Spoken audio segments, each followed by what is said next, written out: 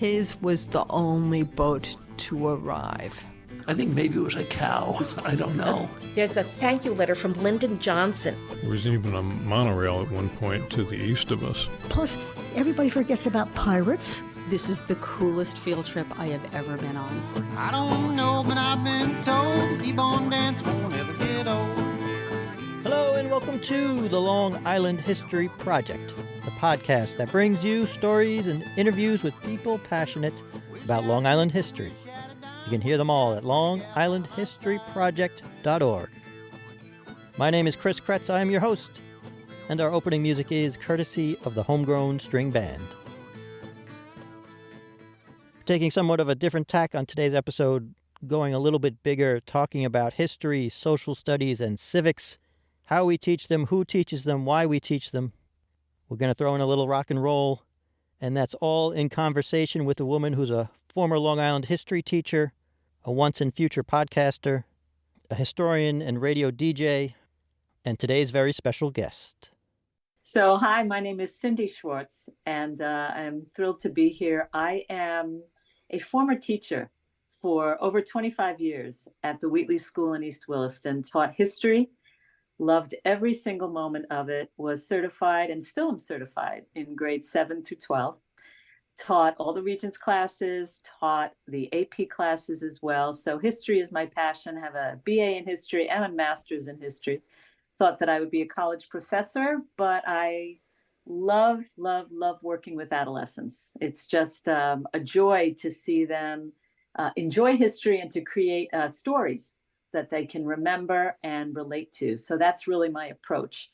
When I retired from teaching, which was just a few years ago, I took an opportunity that I felt I needed to take, took an idea to WCWP at LIU, Long Island University in Greenville. Well, actually in Brookville. It's on the border of Brookville and Greenville. And took an idea about teaching history through music and showing how the music of our times is often aligned with the historical events, and one inspires the other often. Used to use that in my classroom.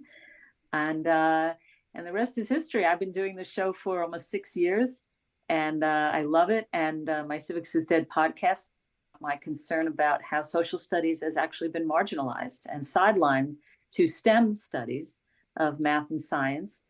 And that saddens me because we are a democracy and we want an educated citizenry. So that's really my background. I love what I do. I love history. I love Long Island. And I love radio, so it's all good. A lot to talk about there. And I know you studied on Long Island, but so are you from Long Island? Yes, absolutely been on Long Island my entire life. Went to school in Hicksville, graduated from Hicksville High School, went to Adelphi University in Garden City, loved it, got my BA there in history, and then did a joint master's program with Adelphi and Hofstra in history. So I am born and bred and educated in and on Long Island. So let's just flash back for a minute. I'm just curious. So growing up as elementary school, middle school, what was it that did you have a love of history then? And were you learning anything about Long Island history as you were going through those early years?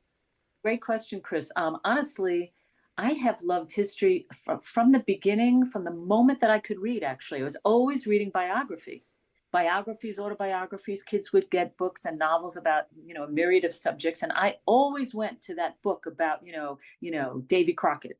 I went to that book about Betsy Ross when I was little. And I went to those books and I was interested in the story of people's lives and how their lives, moved them into certain careers that they had. So always loved it from when I was a child, then had a fabulous history teacher in 7th grade, and that was it.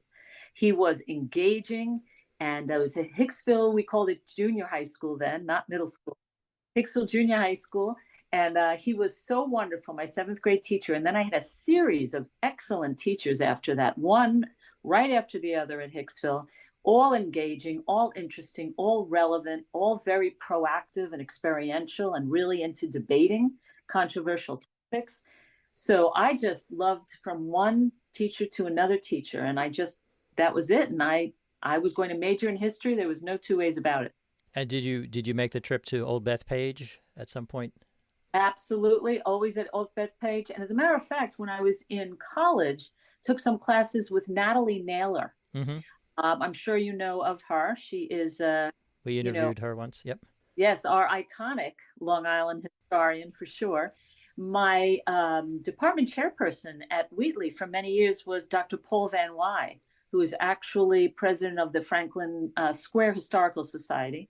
And he's written a number of books, especially on the history of coinage throughout Europe and modern Europe. So I have been surrounded from some wonderful people. One of the other mentors at Wheatley was Carol Vogt, who was very active in Seacliff politics. So I have been very blessed with the people I have had as teachers and the people I have known who have, helped keep me passionate about history. So in your graduate level work, did you have a concentration in history? I did. I did.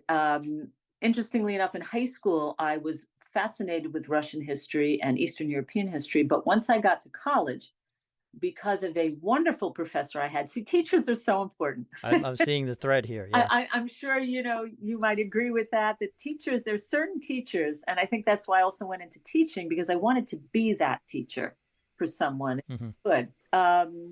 I went into American history. I focused on American history, took an awful lot of Long Island history classes as well, but they weren't as prevalent, I think, as they are now. I know that in Wheatley, where I taught, we offered a class, we might still offer it now, on Long Island history that's given through Stony Brook University. And the students are given credit towards college for taking this class, Long Island history. And they do an awful lot of field trips, quite honestly. And Dr. John Stout teaches that, and he has worked as a director over at Sagamore Hill. And he is a Teddy Roosevelt expert, and he gives speeches all over Long Island. So I went into American history, having a wonderful professor by the name of Dr. Les Baltimore at that time. And he excited me about American history, and especially the Reconstruction era, the Civil War and the Reconstruction era. Very exciting to me. And my thesis, though, you would like this, my master's thesis was on Long Island history. And I spent almost an entire year at the Riverhead Historical Society.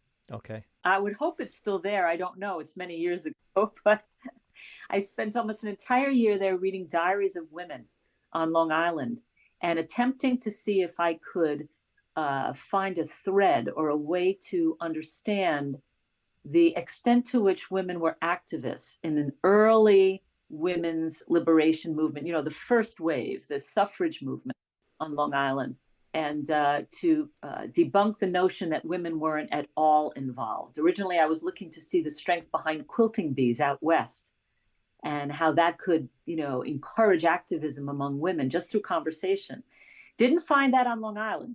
Didn't find the quilting bee on Long Island, but I did find an awful lot of middle-class women who were highly involved in charity work. And that charity work led them into reform work and led them into suffrage work.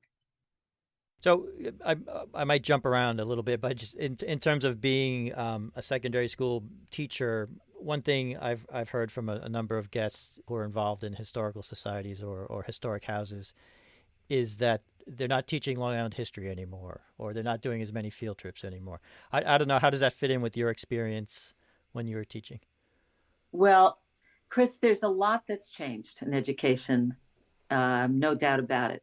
I was very pleased to see that our school, the Wheatley School, and I give a shout out to the Wheatley School for having Long Island Regional Studies. As I said, this was the course that was given through Stony Brook. I believe it's still being given, and our kids flocked to it, especially under the work of Dr. Stout. So I am pleased that our district offered that on the high school level. But in general, I think on the elementary school level, from what I understand, social studies in general, and that's why I did the podcast, Civics is Dead, has been marginalized and sidelined. And quite honestly, the teachers I speak to, and I spoke to many in the tri-state area and nationally when I was doing my podcast, and I spoke to 3 separate New York State Teachers of the Year and interviewed them. The consensus was that there wasn't enough time in the classroom for social studies, and that what social studies was being relegated to the study of Dr. Martin Luther King Day, which is, of course, honorable and important, and we need to do that. But it was being relegated, social studies, to the study of various holidays rather than chronology and history in general. The kids didn't have any perspective on where Dr. King came from, where the movement came from. So teachers feel that there is not enough time, and that more time has been given to math and science and English than to social studies, particularly math and ELA English studies. So I will say that on the high school level, except for an elective class like Long Island Regional Studies, it is not generally taught, no. And it is very sad to say that. And so we'll get to the origin of Civics is Dead, but I think you have an episode where you point to, would you say, No Child Left Behind? We won't get too far into the weeds of pedagogy and curriculum reform movements, but do you see a point in time, and that, I was involved in teacher education myself back then, so NCLB and Common Core was definitely, would you say, a shift? No doubt. I mean, the early shift starts with the election of George W. Bush. And we see that, and this is not a partisan discussion at all. It would be with any president who came in 2000, because what was happening at that time, and understandably, was a concern about low test scores. Understandably, what is the reason why our kids, and you can liken that back to the post-World War II Cold War era, where we were very concerned about keeping up in science and math, because we were now an atomic power, but then the Soviet Union, tested their atomic weapon, and then other countries, and we wanted to be, top number one in that department. So I see it around the year 2000, the change. And with test scores having dropped in the United States, feeling competitive with scores in countries that are in Asia, for example, the United States began to look at those scores and try to figure out how to better that. So the No Child Left Behind, what it sadly did was that, although the intent, I think, was good to help students raise their scores and do better in math and science, for sure, the outcome of it was to place an inordinate amount of stress on teachers to teach, to get students to pass particular exams. And then teachers' salaries were also, for example, in New York, at one point under Governor Cuomo, our salaries were tied with our scores. And so that kind of thinking depressed teachers so terribly, and made teachers feel that the creative edge and the storytelling and the way we'd like to teach our subjects was being sidelined to the content, only the content. And we had to just teach. Many felt teaching towards the test. And this is where this emphasis on the test begins. And the No Child Left Behind that penalized schools throughout our nation in terms of federal funding if their scores did not reach certain levels is what broke the bank for a lot of teachers and created an awful lot of animosity among teachers. And I often think there must have been a better way to do this. I'm not in public policy, but there must have been. So that's a long answer to your question, but I think I would say No Child Behind. And then, of course, with Barack Obama, that's why I say it's not partisan, doesn't matter the political party, then we have Race to the Top, which was a similar thrust. Right. Well, maybe to flip it a little, when you think back to your classrooms, your favorite lessons or what you found got the students engaged the most, how did you like to, what were some examples of that got them interested? Well, I was a very big debate teacher.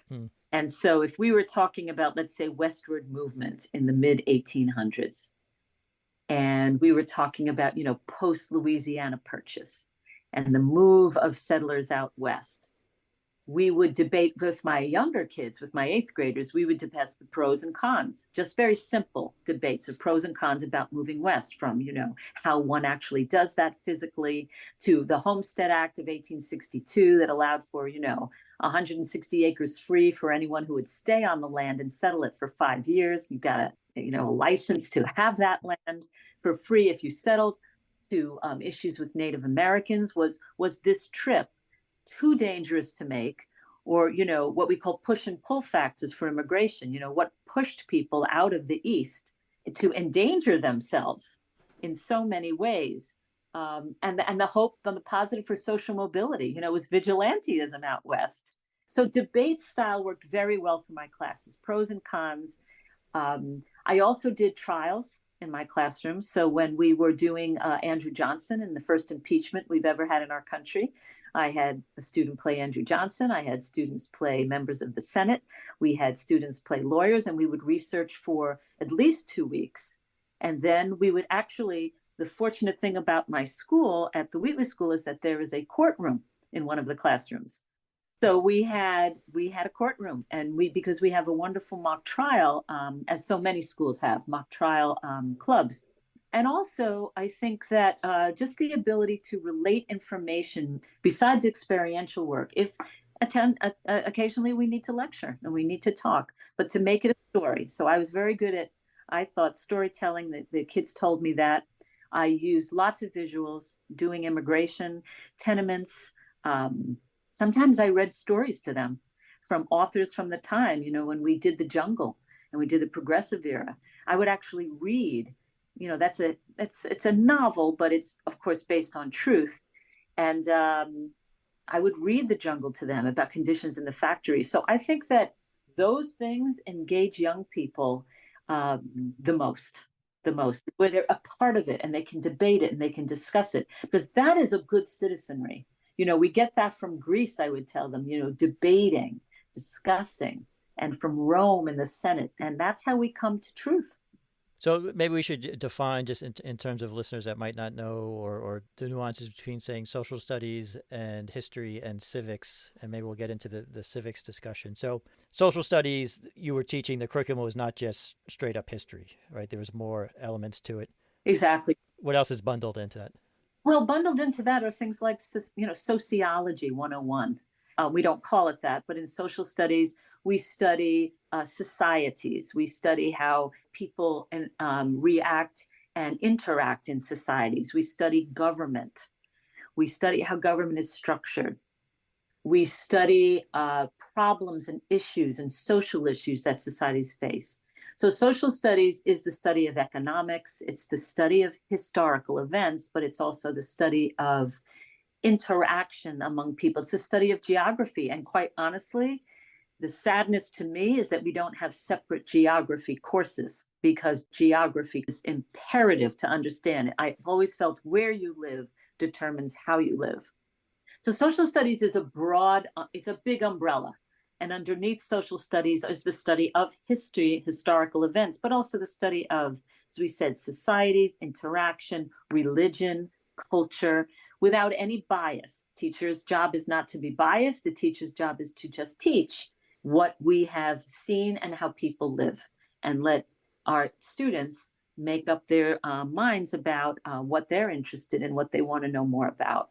Civics is essentially the study of being a good citizen and how governments encourage their people to understand the law and to abide by their laws. So civics is the study of being a citizen within your government. And they're part of the civic study is also certainly patriotism and a respect and a love and an understanding of how the law works. In a constitutional democracy like ours, it's an understanding of the Constitution. And that is very difficult for students to really wrap themselves around. But it is sad to watch even YouTube videos of so many students and people who don't understand the workings of our government. And people talk about people who are traitors, or they might talk about a treasonous act, or they might talk about something that is, someone is becoming more autocratic, let's say, or more dictator-like. Well, if you don't know what an autocracy is, or you don't know what a real communist, true communism, what Karl Marx talked about, if you don't know what that is, how do you know if you're seeing it or not? And if you go back far enough, they used to teach civics as a course, right? Independent of... As a matter of fact, Chris, yes, that's true. It is coming back. Okay. And since my podcast, I did, I believe I did 2.5 seasons and was working towards a third when the pandemic hit. And so there wasn't an opportunity because we could not work at the station. The podcast was all recorded and produced at WCWP at LIU. So we couldn't, obviously, like all of us, we were on lockdown, couldn't get to the station. So we just put the podcast on hold for a little while. We had a lot out there, a lot of content. But there's no doubt that civics is coming back, though, because of the emphasis of other podcasts, like I think mine and many, many others. And these, I guess we'd say, contentious elections we've had. Well, the renewed interest, right? Suddenly it's very pertinent to our lives. Exactly, renewed interest and a real understanding when we have had 2 impeachments of the most recent president. And people need to understand, and they didn't know, that impeachment doesn't mean removal. Right. You have to be right. Then there's the trial and the judgment. Yeah. Then there's a trial, and only the Senate has the trial, and that you're accused by the House of high crimes and misdemeanors, and the House has to vote on that. And it's a process. So I think the interest in civics has really increased. And if you even Google up civics courses at a number of colleges and high schools, it is out there. Even through many of the high schools on Long Island now, there is a civics diploma that is being given. This is brand new, and I am thrilled to talk about that students will be receiving diplomas that show that they have taken a civics course. So I am thrilled that since the podcast and others, we've seen progress. So we can say civics is dead, the podcast is dead, but civics is not dead because it's coming back. That's right. What do you think of the argument that or recent generations, some of this type of education has shifted? You could argue that watching The Daily Show with Jon Stewart has civics lessons baked in, and people listening to podcasts. So it's sort of been offloaded from the schools for whatever reason or by design. But there are places people can go to, but then they have to be willing to educate themselves with it. Yes. I think it has been negligence on the part of schools all these years to not stress civics more.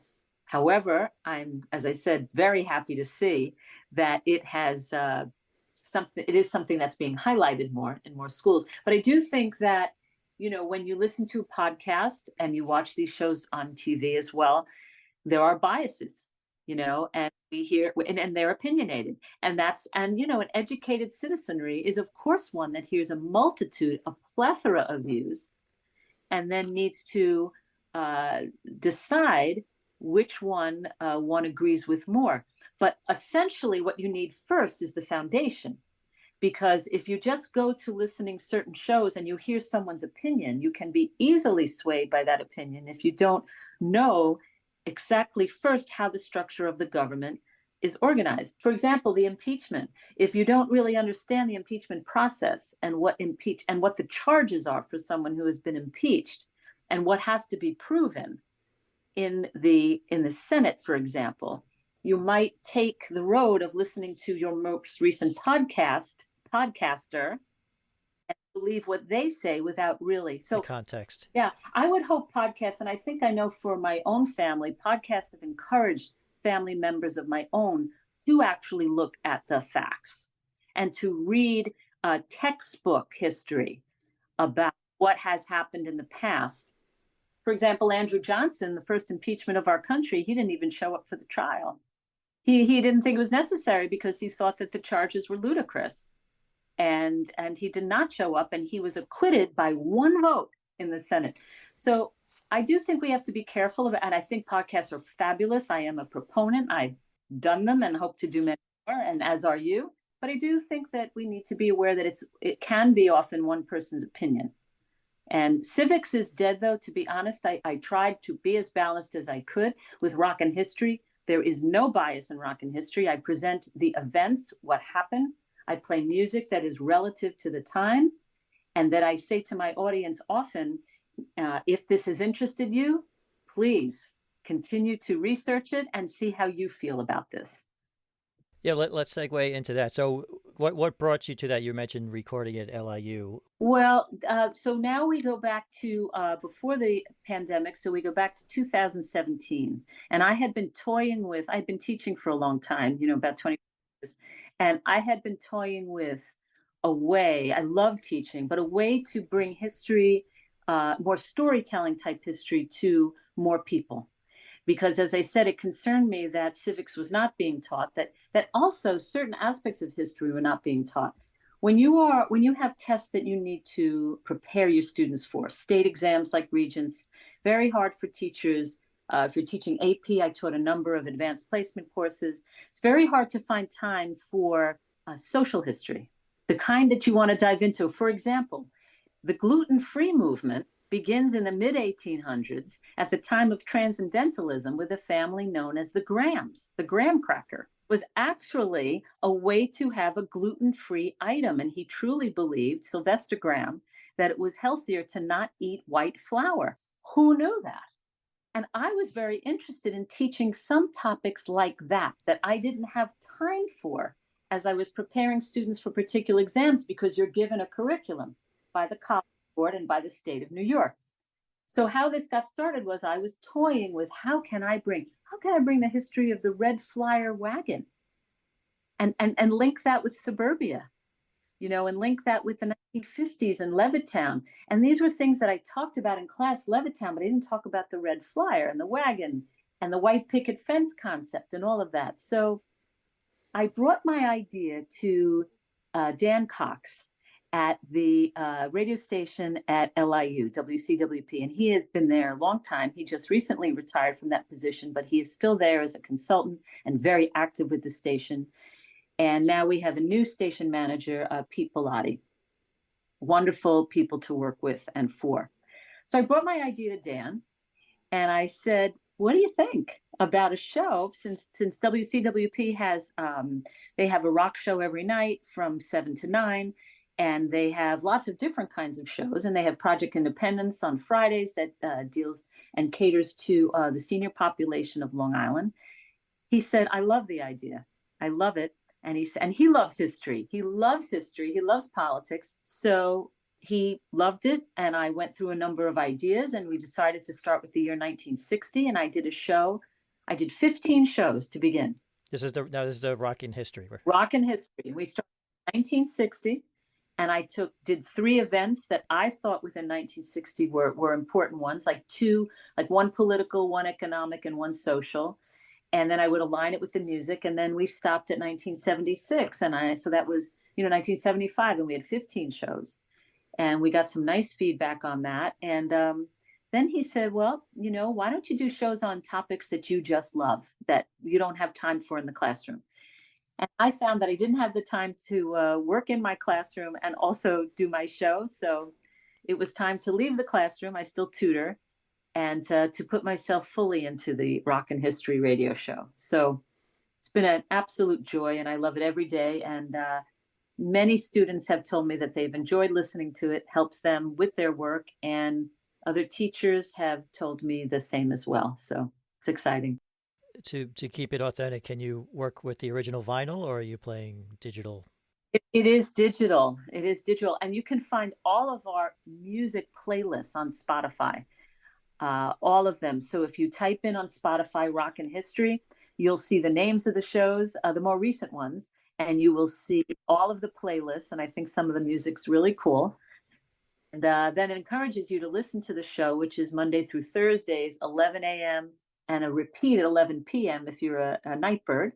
And the app is free. You can go to the App Store and get WCWP app. Can you give us one story, one music story connection that springs to mind, or that you particularly are fond of? Oh, well, you know what? The one that actually was most moving to me recently was the show. I did a retrospective of our iconic,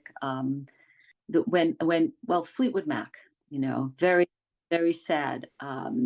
And the show itself and playing music from the band and how they all got together, and Christine McVie and her passing was just so moving. It's just even difficult to talk about it. It just was such a shock. I don't think any of us knew that she was ill.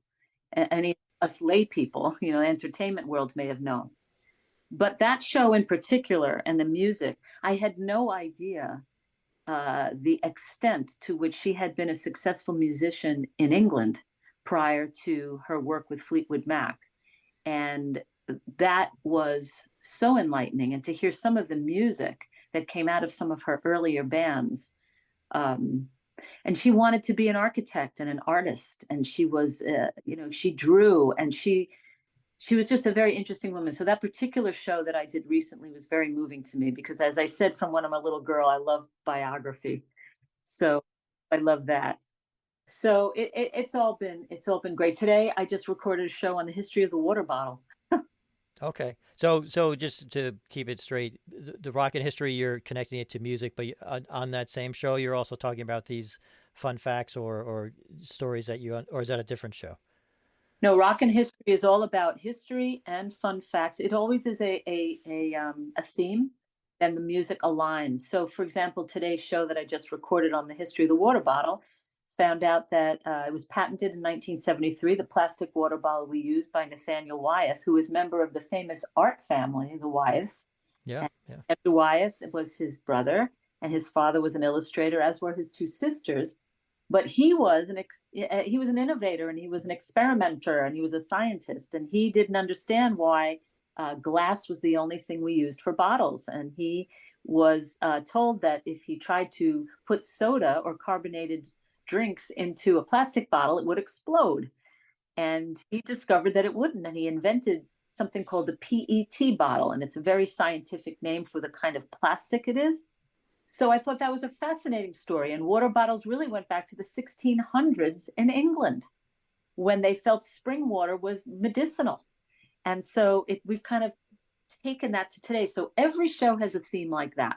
And then all of the music I played today was about water and water bottles. And who knew so many people have written music about water? How do you like that part, the music challenge of picking? Do you like to pick the music, or does someone do it with you? Or I love it. I do it. Not one show has been a repeat, and we have over 250 shows. And it is such a joy to look for the music. I mean, if you are a musician, are you a musician yourself? No, I mean, I listen, but I don't play anything. No. I am a musician. I came from a musical family. Both my sons are musicians. They do that on the side. They have other jobs, but it is so much fun to look for songs that are ones you might not know, real finds. And the show basically focuses, though, on the history of America, of the United States, from the 1960s to the year 2000 through the 1990s.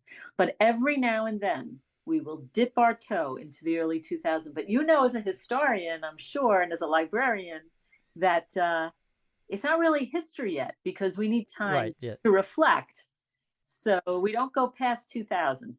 That's great. And just being a librarian, I'm always interested in the research angle. So obviously you have a lot of historical knowledge from your work, but what's your process? What are you using if you need to dig deeper into the water bottle history? Do you have any go-to sources? Or? Well, I do. Of course, everything's online now, which is really wonderful, but not good for my eyes. But I find that there are particular sites, we always taught the kids too, that that one doesn't necessarily want to take historical information from a blog. You want to be very careful where you take your historical information from. And quite honestly, the History Channel is fantastic. PBS is fantastic. The college libraries, universities on Long Island, to those universities throughout our country, in Chicago, wherever you go to a college university, you can feel confident in looking at, their research as well. I go to the federal government often for my history as well. And just when you said the radio show, just for where I work, we have a collection of vinyl records, and just the liner notes of the old recordings, is a historical archive itself, just all the information hidden in the sleeve and everything. Yes. Oh, I missed that. Is there anything we didn't get to, or any piece of something you're passionate about that you want to get across? Or first of all, I'm so grateful that you gave me an opportunity to speak about the station, about WCWP, and an opportunity to speak about the shows and about my passion.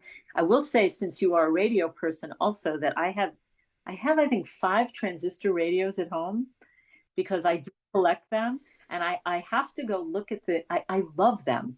I just love them, and I keep batteries in them, and they still work? They all work. I'm searching for, I have a Sylvania, I believe. I have I'm looking for one I had as a kid. It's a transistor radio with a leather case, and I don't remember the brand. Well, then I'm sorry, I don't know if to call it the brand, but the actual company that put it out. But I know that you are a radio lover as well. But I do thank you for the opportunity so much.